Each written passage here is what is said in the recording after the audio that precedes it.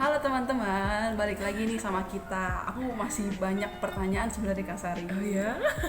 Aku mau nanya nih ke Kak Sari, bagaimana supaya kita tuh bisa lebih lagi memperhatikan orang di sekitar kita yang kurang beruntung daripada kita.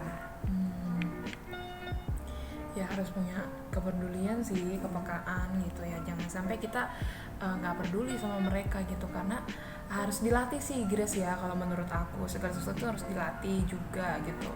Kayak kemarin ya, aku juga waktu baca Alkitab gitu kan, aku dapetin rema juga nih tentang di Injil Lukas 16 ayatnya yang ke-19 sampai 23. Perikop itu tentang orang kaya dan Lazarus yang miskin gitu. Jadi aku di sini dapat rema gitu. Kita tuh nggak boleh sombong dan harus perhatiin orang-orang yang ada di sekeliling kita gitu. Karena itu sebenarnya modal kita banget gitu loh.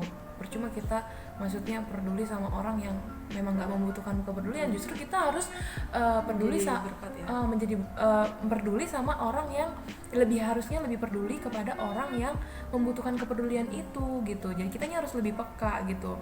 Ada juga kan orang kayak, gue mau nolong lu, kayak kita sesama temen ya, mungkin ya bukannya menyindir orang nih, tapi kita ada juga jenis teman yang kalau lu baik baru gue baik gitu kan. Kalau lu emang orangnya ibaratnya bisa gue manfaatin, ya gue baru mau nolong lu dan care sama lu. Sama-sama untung baru ditolongin. Iya gitu, ada juga yang seperti itu. Tapi firman Tuhan ini mengingatkan gue gitu ya, betapa kita tuh harus peduli gitu loh. Contohnya orang kaya nih, yang di sini dibilang bahwa orang kaya selalu berpakaian jubah ungu dan kain halus gitu, dan setiap hari tuh bersukaria dengan kemewahannya gitu.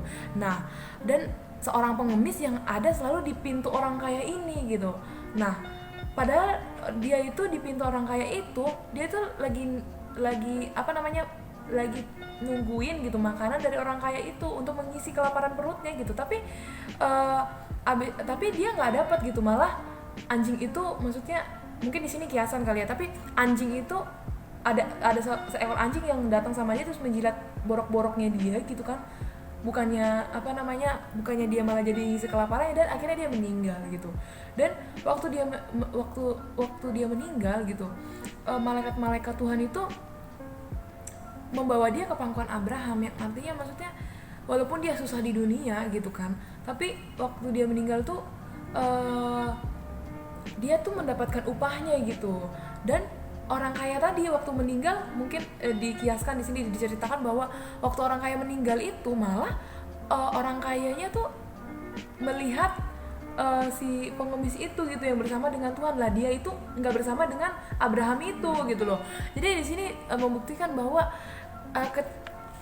kekayaan itu nggak menjamin kita gitu untuk kita dapat upah gitu loh. Dapat upah artinya kita nantinya bersama dengan Tuhan. Jadi intinya adalah kita nggak boleh sombong gitu. Kalaupun kita maksudnya dikasih kelebihan untuk misalnya ada misalnya rezeki kita gitu, justru kalau kita dapat rezeki kita harus tanya tuh sama Tuhan, bagaimana kita yang harus berbuat sama, maksudnya dari rezeki itu bagaimana cara kita untuk memberikannya lagi sama orang lain gitu. Jangan sampai ada orang di sekeliling kita yang memang butuh bantuan, tapi kita nggak sama sekali peka, sama kayak orang kaya tadi. Padahal si Lazarus itu yang miskin dan penuh borok itu di pintunya dia yang selalu menunggu-nunggu, tapi orang kaya ini nggak peka gitu. Itu sih miliki kepekaan aja Grace gitu, supaya kita itu